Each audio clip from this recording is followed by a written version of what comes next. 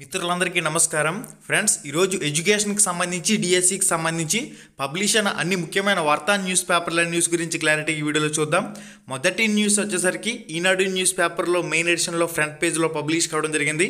16,347 ఉపాధ్యాయ పోస్టులకు సంబంధించి సీఎంగా బాధ్యత చేపట్టిన వెంటనే మెగా డిఎస్సి ఫైలుపై చంద్రబాబు తొలి సంతకం అంటూ దీనికి సంబంధించి ప్రత్యేక కథనం అయితే పబ్లిష్ కావడం జరిగింది.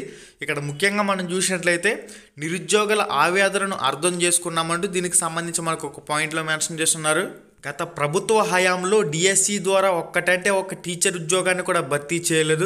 ఆంధ్రప్రదేశ్ పబ్లిక్ సర్వీస్ కమిషన్ ద్వారా కూడా సక్రమంగా ఉద్యోగాల భర్తీకి సంబంధించి నోటిఫికేషన్లు విడుదల కాలేదు.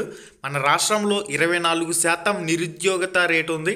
నిరుద్యోగుల ఆవేదనను అర్థం చేసుకున్నామని ఎన్నికల్లో ఇచ్చిన హామీ ప్రకారం డిఎస్సిపై తొలి సంతకం చేసి 16,347 టీచర్ ఉద్యోగాలను భర్తీ చేయనున్నారంటూ దీనికి సంబంధించి మనకి ఈనాడు న్యూస్ పేపర్లో మెయిన్ ఎడిషన్లు ఈ విధంగా పబ్లిష్ చేస్తున్నారు. మనకి ఈనాడు న్యూస్ పేపర్లో ఇంకొక ముఖ్యమైన కథనం ఏందయా అంటే డిసెంబర్లోగా ఉద్యోగ నియామకాలంటూ కూడా మనకి ఇన్ఫర్మేషన్లో మెన్షన్ చేస్తున్నారు. 16,347 పోస్టులతో మెగా డిఎస్సి, పాత డిఎస్సి రద్దు అంటూ కూడా దీనికి సంబంధించి ఇన్ఫర్మేషన్లో ఉంది. అధికారంలోకి రాగానే మెగా డిఎస్సిపై మొదటి సంతకం పెడతామని ఇచ్చిన హామీ ప్రకారం సీఎం చంద్రబాబు నెరవేర్చి మొదటి సంతకం చేశారు. సచివాలయంలో గురువారం ఆ దస్తంపైనే తొలి సంతకం చేశారు. అన్ని రకాల ఉపాధ్యాయ పోస్టులు కలిపి దాదాపుగా 16,347 పోస్టులను అయితే భర్తీ చేయనున్నారు.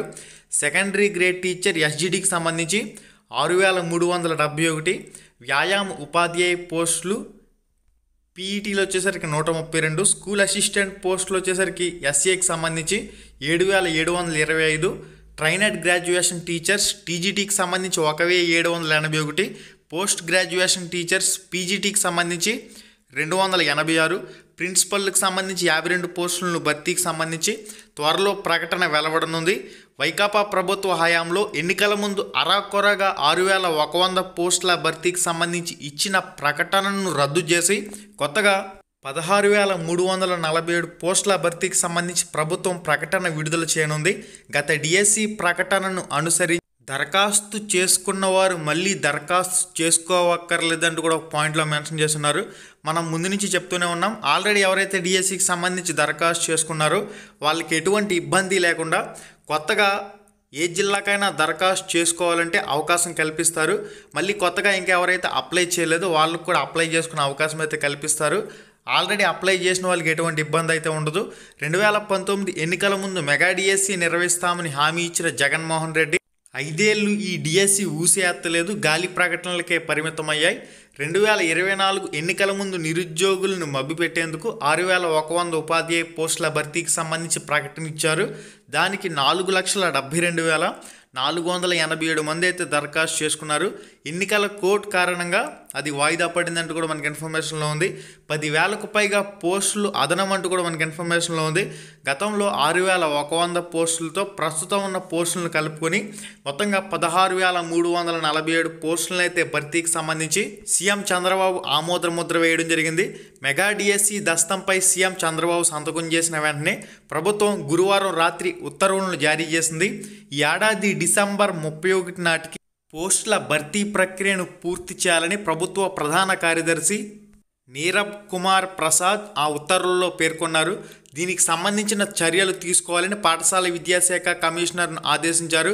డిఎస్సి ప్రకటన నుంచి పోస్టుల భర్తీ వరకు మొత్తం ప్రక్రియను 6 నెలల్లో పూర్తి చేయనున్నారు. పోస్టుల భర్తీ ప్రభుత్వమే నిర్దిష్ట సమయాన్ని నిర్ణయించిందంటూ దీనికి సంబంధించి మనకి ఇన్ఫర్మేషన్లో ఉంది. ఎవరైతే టెట్ క్వాలిఫై కాలేదో, ఎవరైతే కొత్తగా డిఎడ్ బిఎడ్ కోర్సులు పూర్తి చేసిన అభ్యర్థులు ఉన్నారో వీళ్ళు టెట్ ప్రతిపాదన లేవనెత్తినట్లయితే ఖచ్చితంగా ఇంకొక టెట్ పెట్టిన తర్వాత మాత్రమే డిఎస్సికి సంబంధించి పరీక్షలను పెట్టే అవకాశాలు అయితే ఉంటాయి. కనుక డిసెంబర్ ఎండింగ్ నాటికి డిఎస్సికి సంబంధించిన ప్రాసెస్ పూర్తి చేసే విధంగా చర్యలు తీసుకుంటున్నట్లు సమాచారం.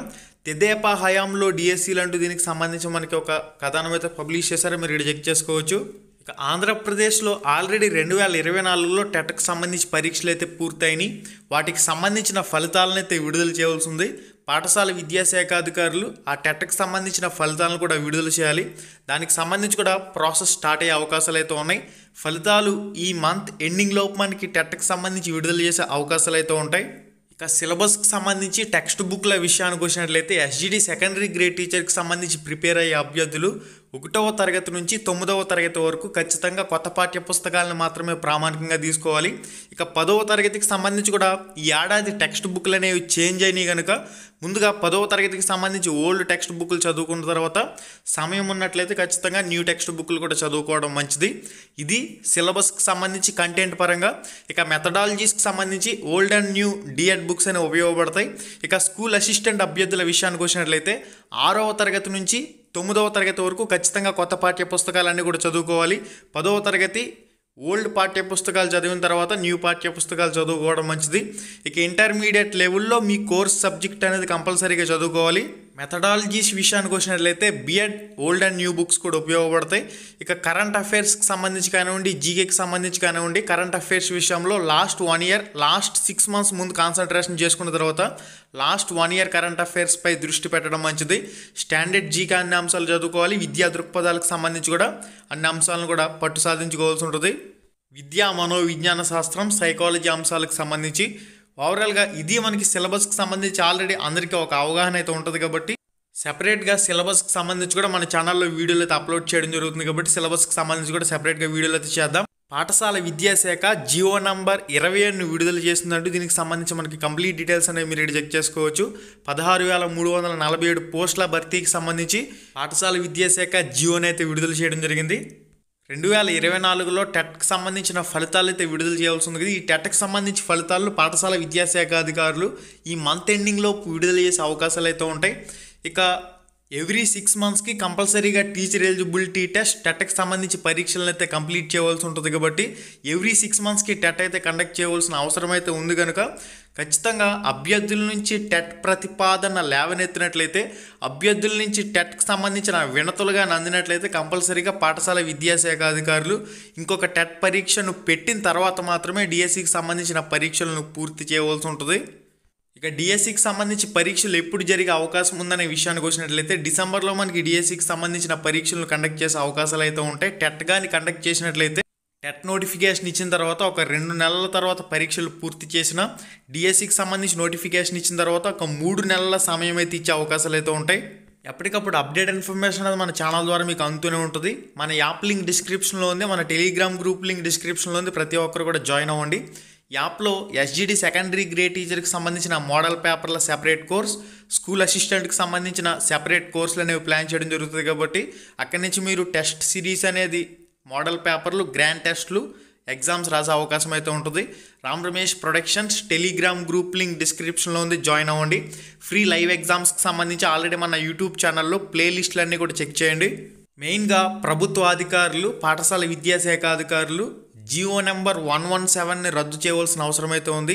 ఇచ్చిన హామీ ప్రకారం జియో నెంబర్ 117 రద్దు చేసినట్లయితే ఎస్జిడి సెకండరీ గ్రేడ్ టీచర్కి సంబంధించిన పోస్టులు అనేవి మరిన్ని పెరిగే అవకాశం అయితే ఉంటుంది. తెలుగు పండిట్, అదేవిధంగా పీఈటీ పోస్టుల భర్తీకి సంబంధించి కూడా ప్రభుత్వం దృష్టి పెట్టవలసిన అవసరం అయితే ఉంది. ఏపీపీఎస్సీని కూడా ప్రక్షాళన చేస్తామంటూ కూడా దీనికి సంబంధించి ఒక ప్రత్యేక కథనం అయితే పబ్లిష్ చేస్తున్నారు. వైకాపా ప్రభుత్వ పాలనలో భ్రష్టు పట్టిన కమిషన్, పరీక్షల నిర్వహణలో పారదర్శకత ఏదంటూ కూడా దీనికి సంబంధించి మనకి ఇన్ఫర్మేషన్లో పబ్లిష్ చేస్తున్నారు. APPSC Andhra Pradesh public service commission కూడా ప్రక్షాళన చేస్తామని దీనికి సంబంధించిన కంప్లీట్ కథనం అంతా కూడా పబ్లిష్ చేస్తున్నారు. ఇది గైస్ ఇప్పటి వరకు ఎడ్యుకేషన్కి సంబంధించిన సమాచారం. మరింత అప్డేట్ ఇన్ఫర్మేషన్ అది ఎప్పటికప్పుడు మీకు అందుతూనే ఉంటుంది.